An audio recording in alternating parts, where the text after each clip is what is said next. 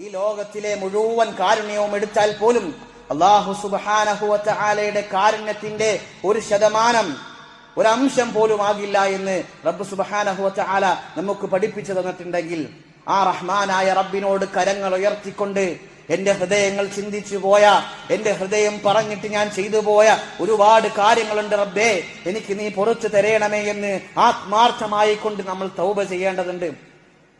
ആ തൗബ ആത്മാർത്ഥമായിട്ട് തന്നെ വേണം.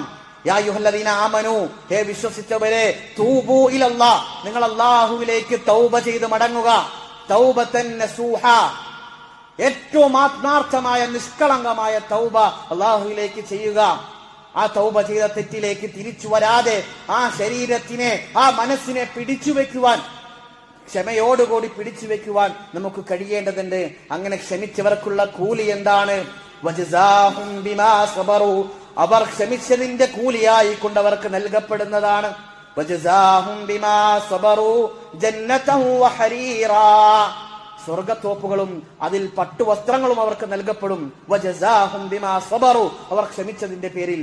അതെ, തെറ്റുകൾ ചെയ്യുവാൻ തോന്നുമ്പോൾ, തിന്മയിലേക്ക് മനസ്സ് ചായ്വ് വരുമ്പോൾ പിടിച്ചു നിർത്തുവാൻ കഴിയുന്നവർ, അങ്ങനെ പിടിച്ചു നിർത്തുന്ന ആളുകൾക്ക് അല്ലാഹു സുബ്ഹാനഹു വ തആല കണക്ക് നോക്കാതെ പ്രതിഫലം നൽകുമെന്നുള്ളതാണ്.